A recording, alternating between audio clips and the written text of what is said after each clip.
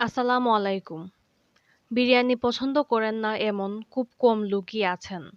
সবসময় মাংস দিয়ে বিরিয়ানি আমরা খেয়ে থাকি। তাই স্বাদের ভিন্নতার জন্য আজ আমি ডিম দিয়ে বিরিয়ানি তৈরি করে দেখাবো। অনেক সময় ঘরে মাংস না থাকলেও ঘরে থাকা ডিম দিয়েও খুব সহজে সুস্বাদু বিরিয়ানি তৈরি করা নেওয়া যায়। তাই চলুন দেখি ডিম বিরিয়ানি করতে আমার কি কি উপকরণ লাগছে। এখানে রয়েছে মেজারমেন্ট কাপ দিয়ে 1.5 কাপ পোলাওয়ের চাল। চাল আমি আগেই ধুয়ে নিয়েছি। আজ আমি বিরিয়ানি তৈরি করতে কোয়েল পাখির ডিম নিয়েছি। আপনারা চাইলে মোরগ বা হাঁসের ডিম দিয়েও তৈরি করতে পারেন। এবং ডিমের সমান সাইজের কয়েকটা আলুও নিয়েছি। শুকনো মশলার মধ্যে রয়েছে এখানে হাফ চামচ মরিচের গুঁড়া, হাফ চামচ ধনিয়ার গুঁড়া, 2 চামচ বিরিয়ানি মশলা, হাফ চামচ গোলমরিচের গুঁড়া, দারচিনি, এলাচি এবং হাফ চামচ জিরা। এবং বাটা মশলার মধ্যে রয়েছে এখানে আদা বাটা, রসুন বাটা, পেঁয়াজ বাটা এবং পরিমাণ মতো লবণ।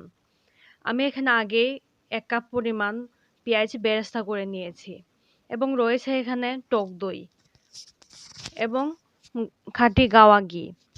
খাঁটি গাওয়া ঘির রেসিপি আমার চ্যানেলে দেয়া আছে, আপনারা চাইলে দেখে নিতে পারেন। এবং এখানে রয়েছে 2 চামচ পরিমাণ টমেটো সস। প্রথমেই আমি চাল সিদ্ধ করার জন্য একটি হাঁড়িতে পরিমাণ মতো পানি ফুটিয়ে নিয়েছি। পানিতে হাফ চামচ লবণ দিয়ে দিব।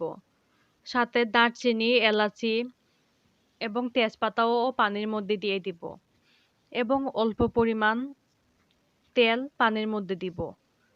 তেল দেওয়ার কারণে চালগুলা ঝরঝরে থাকে। এবার ধুয়ে রাখা সবগুলা চাল পানির মধ্যে দিয়ে দিব।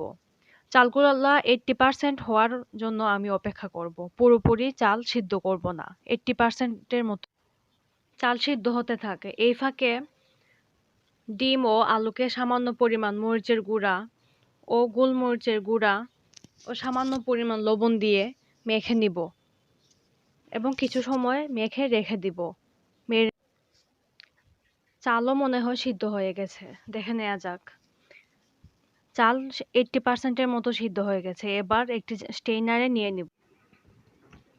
এবার একটা হাঁড়িতে পরিমাণ মতো তেল দিয়ে দিব।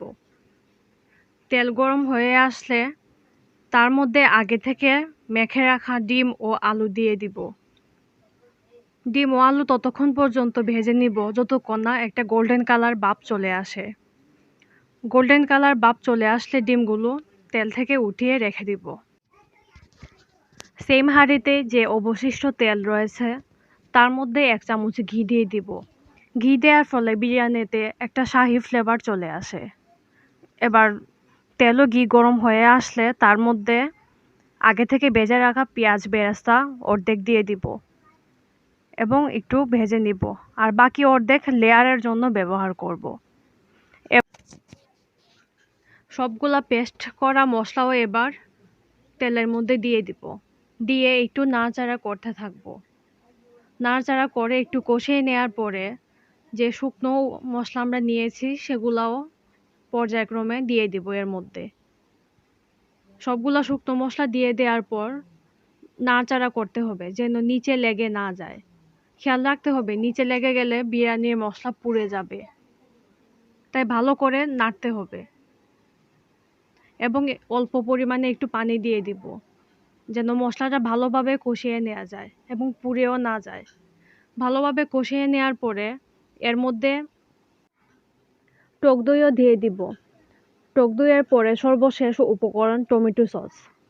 টমেটো সস মশলার মধ্যে দিয়ে মশলাটাকে আরও ভালো করে কষিয়ে নিতে হবে এবং কষিয়ে নেওয়ার পর দেখা যাবে মশলার উপরে তেল ভেসে উঠেছে। যখন তেল ভেসে উঠবে তখন বুঝে নিতে হবে মশলা ভালোভাবে কষিয়ে নেওয়া হয়েছে। এবার লেয়ারের জন্য একটি বাটিতে আমি অল্প পরিমাণ মশলা উঠিয়ে রেখে দিব এবং বাকি মশলায় আগে থেকে ডিম ও আলু মশলার মধ্যে দিয়ে আরও কিছু সময় নাড়াচাড়া করব যেন ডিম ও আলুর ভিতরে কিছু মশলা ঢুকে। কষিয়ে নেওয়ার পরে ডিম ও আলু উঠিয়ে রেখে দিব লেয়ারের জন্য। আজকের এই ডিম বিরিয়ানিতে আমি 2টা লেয়ার ব্যবহার করব। তার জন্য প্রথমেই অর্ধেক সেদ্ধ করা চাল মশলার উপর দিয়ে দিব। তার উপরে আগে থেকে কষানো আলু ডিম দিব এবং কষানো কিছু মশলাও এর মধ্যে সাজিয়ে দিব। পেঁয়াজ বেরেস্তা ও কিছু পরিমাণ গাজর দিয়ে আমি প্রথম লেয়ারটা সাজিয়ে নিয়েছি। একইভাবে দ্বিতীয় লেয়ারের জন্য বাকি চালটুকু দিয়ে দিব। তার উপরে আগের মতোই ডিম, আলু দিব এবং কষানো মশলা, পেঁয়াজ বেরেস্তা, গাজর দিয়ে দ্বিতীয় লেয়ারটিও সম্পূর্ণ করে নিব। দ্বিতীয় লেয়ার সম্পূর্ণ হওয়ার পরে উপর থেকে চামচ দিয়ে চেপে দমে দিয়ে দিব, যেন ভিতর থেকে বাষ্প বের না হয়। এ পর্যায়ে দমের মাধ্যমে বাকি 20% চাল সিদ্ধ হয়ে যাবে। এবার একটি ঢাকনা দিয়ে ঢেকে দিব। প্রায় 30 মিনিট পর ফিরে এলাম। 30 মিনিট দমে রাখার পর আলতো হাতে বিরিয়ানিটা একটু নেড়ে দেব। একটু নাড়াচাড়া করার পর আবার দমে দিয়ে দেব 10 মিনিটের জন্য। 10 মিনিট পর বিরিয়ানিটা পুরোপুরি তৈরি হয়ে গেছে। পরিবেশনের জন্য একটি প্লেটে সবগুলো বিরিয়ানি নিয়ে নিব এবং সুন্দর করে প্লেটটিকে সাজিয়ে দিব। এই যে তৈরি হয়ে গেল কোয়েল পাখির ডিম দিয়ে ডিম ও আলুর দম বিরিয়ানি।